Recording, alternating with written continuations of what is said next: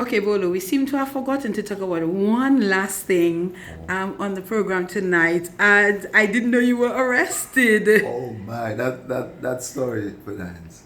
This is one story of my life.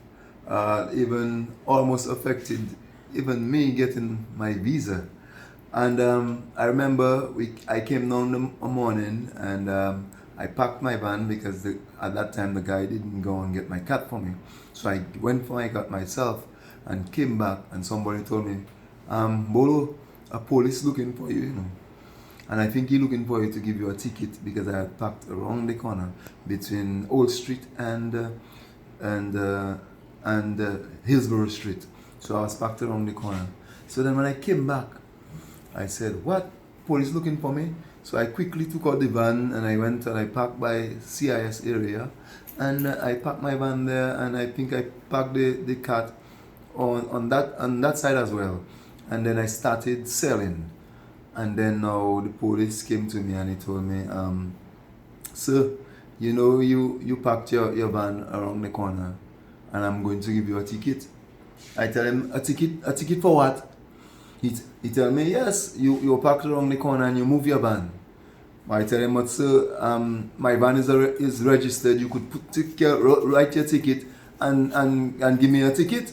You don't have to come and ask me for my name. He said, I'm going to ask you for your name and your address. I tell him, well, what I have to do giving you my name? My van is already registered.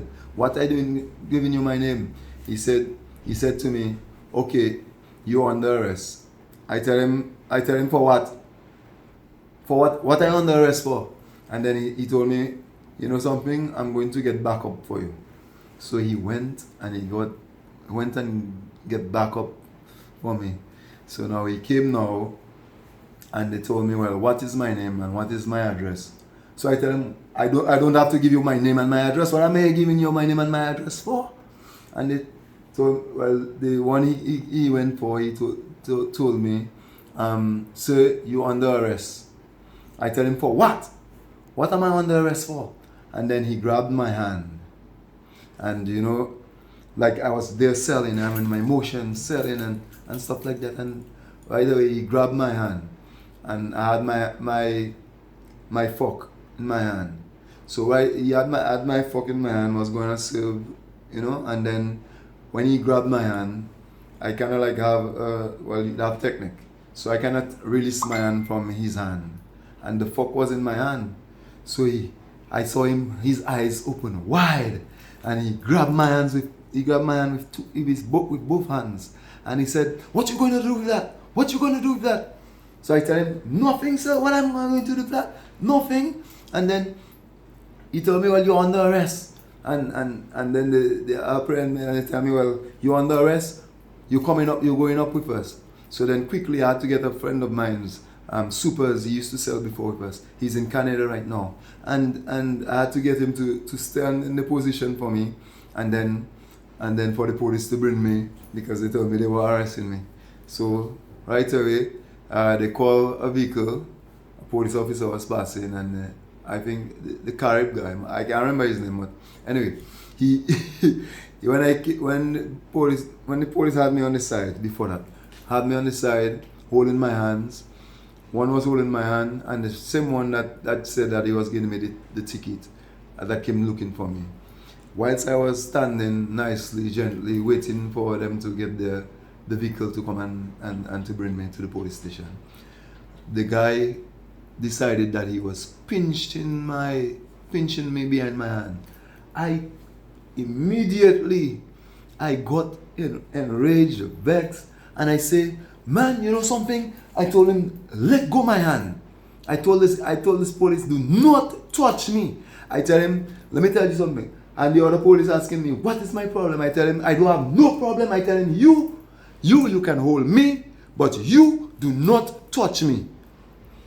I told the police, do not touch me. And at that moment, that the police decided, well, he didn't touch me. He didn't touch me at that time. So the other police said, I tell him, you can hold me, but you do not touch me. Because the guy pinched me, and I wasn't to that pinch business. So, and then after the vehicle came, I went into the vehicle, whilst I was going up, the police was asking me, can you bail yourself? Can you do a self bail? So he was telling the officer, well, this guy, he can bail himself, so you can prepare his papers quickly for him and get him bail. So whilst we were reaching the police station, we at the front desk, he asked the Sarge, can the guy sit there? So he put me on I was on a couple blue chairs, sitting there, and every police officer would come inside there. Bolo, what you doing inside there? What's what? And then I tell them, well, the police arrested me and I didn't give him my name, and they tell me, well, okay, well, you were wrong in that aspect, not to give him your name and your address and stuff like that. So now he went inside and he started to prepare my thing started to prepare my charge or whatever he was doing. And then now he came out now and telling the sergeant that, Sarge, you know something, I forgot to do something at traffic. I'm going to, the Sarge tell him, no. So who you gonna leave him there for? He told him, well, let me tell you something, go back there and make the man papers for him to get his bail, for him to come out in the police station. And he went at the back. The other, he didn't want to do it or not. He had to go and do it and to make my bail and for me to get my bail. My wife came and bailed me out. But they didn't put you in the cells? They didn't put me in the cells. Okay. Did you have to go to court? Yes, I had to. What happened quickly? And quickly it happened that the judge was Luis. You know that the famous Aussie, Luis, on sports rap. He was the one that was the judge there. And magistrate. Right, the magistrate at the time. So now he heard my case, and then after all of that said and done, I pled guilty of the charges because they told me that if I resist, yes, and you have to pay a fine. I had to pay a fine of all the charges, and then now after all of this happened, I told the magistrate, I have something to say. He told me, as long as it's not in contempt of my court, you can say it.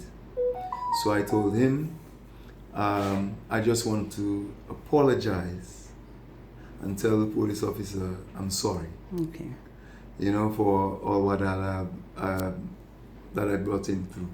So I told him, well, I was ignorant of the law, and he said that there's no excuse, ignorance of the law is no excuse.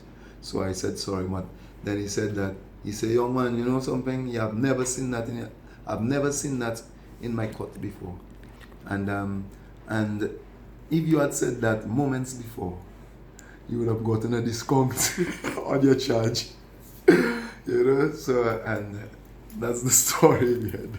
Thank you, Bolo.